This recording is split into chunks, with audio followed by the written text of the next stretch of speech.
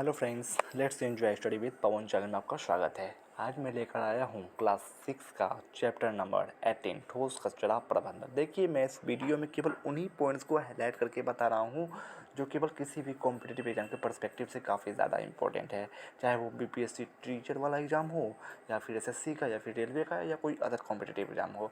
तो आइए स्टार्ट करते हैं अपने इस वीडियो को।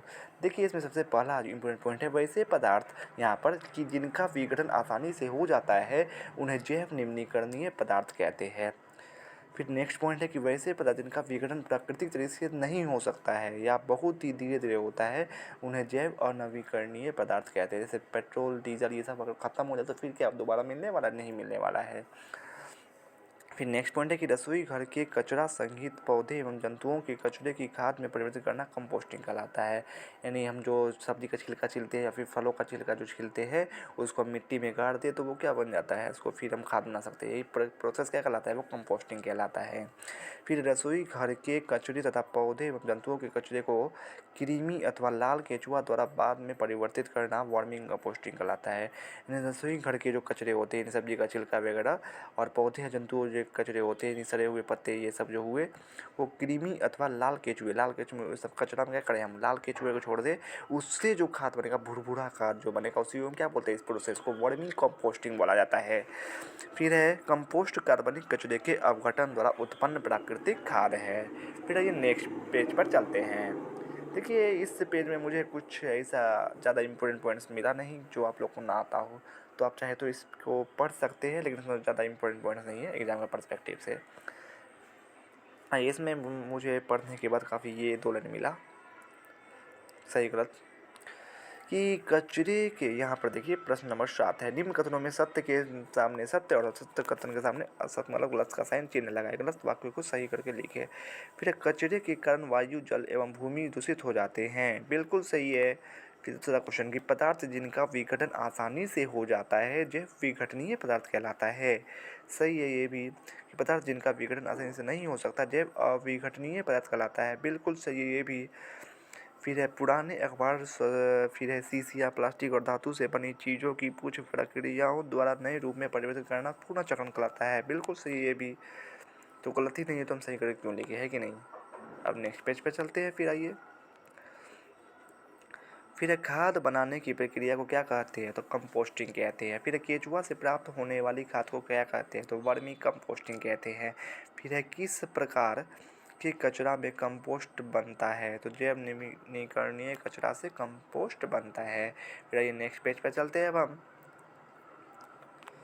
इसमें देखिए वस्तुनिष्ठ प्रश्न है। फिर खतरनाक कचरा कहलाता है जैव निम्नीकरणीय कचरा या जैव अनिम्नीकरणीय कचरा या फिर उपर्युक्त दोनों कचरे या फिर में से कोई नहीं। तो जैव अनिम्नीकरणीय कचरा जो है, जैसे पेट्रोल हो गया, डीजल हो गया, ये सब क्या है, जैव निम्नीकरणीय कचरा है। यानी एक बार समाप्त हो जाए फिर वापस नहीं आने वाला है।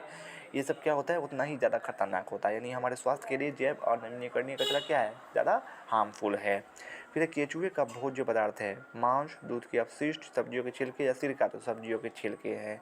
फिर रसोई घर के कचरे को करना चाहिए पुनःचक्रण, कंपोस्ट में परिवर्तन, भस्मीकरण या इनमें से कोई नहीं। तो कंपोस्ट में परिवर्तित करो आप, फिर उसको मिट्टी मिला के कुछ नया चीज़ सब्जी उगा लो आप। फिर जैव निम्नीकरणीय कचरे को करना चाहिए पुनःचक्रण, भस्मीकरण या कंपोस्ट में परिवर्तन या इनमें से कोई नहीं। तो पुनःचक्रण करना चाहिए उसका। फिर निम्नांकित में कौन जैव अनिम्नीकरणीय है, इसका चेपुआ या फिर ईख का चेपुआ उसको बोलते हैं, जो आप ईख खाते हो ना फिर चबा को जो फेंक देते हैं उसे क्या बोलते हैं, ईख का चेपुआ बोलते हैं। फिर वृक्ष की सूखी पत्तियाँ, फिर अपमार्जक या गोबर, तो वृक्ष की सूखी पत्तियाँ क्या है, जैव अनिम्नीकरणीय है। फिर निम्नलिखित में कौन जैव निम्नीकरणीय है, जैसे फल के छिलके, कांच, प्लास्टिक, पॉलीथीन, जैसे फल के छिलके क्या हो गया, दोबारा यूज में आ जाएगा वो, तो वो क्या हो जाएगा, जैव निम्नीकरणीय हो गया। नीचे आंसर दिया हुआ आप मैच कर सकते हो। फिर ये रिक्त स्थानों की पूर्ति करें। फल एवं सब्जी के छिलके डैश कचरे हैं, तो जैव निम्नीकरणीय कचरे हैं। फिर कागज़ का डैश किया जा सकता है, कागज़ का पुनर्चक्रण किया जा सकता है। फिर कंपोस्ट गड्ढे में केंचुआ को डालने की विधि डैश कहलाती है, वर्मी कंपोस्टिंग कहलाती है। चौथा क्वेश्चन है कि जैव निम्नीकरणीय कचरा प्राकृतिक डैश द्वारा तोड़े नहीं जा सकते हैं, तो प्राकृतिक अपघटकों द्वारा तोड़े नहीं जा सकते हैं। पाँचवा, अस्पतालों के कचरे काफ़ी डैश होते हैं, खतरनाक होते हैं।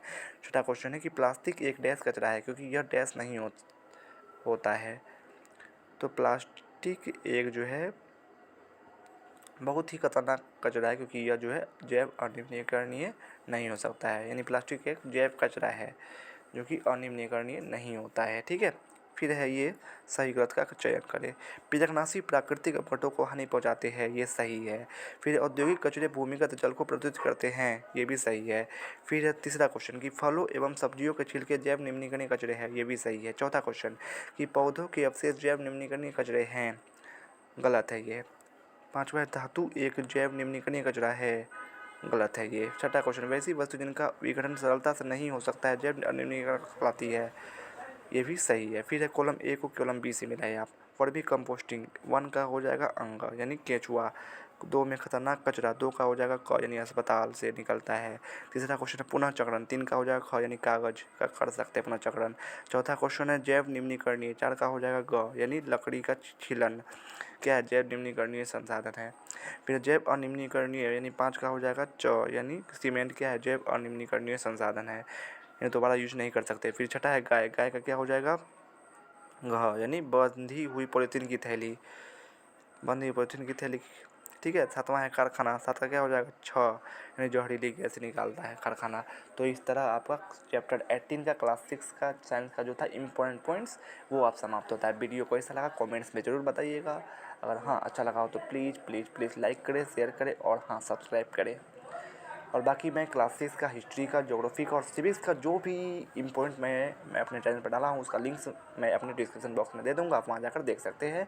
और बाकी साइंस का भी, बाकी चैप्टरों का भी लिंक मैं अपने डिस्क्रिप्शन बॉक्स में डाल दूँगा, आप वहाँ जाकर देख सकते हैं। Thanks for watching.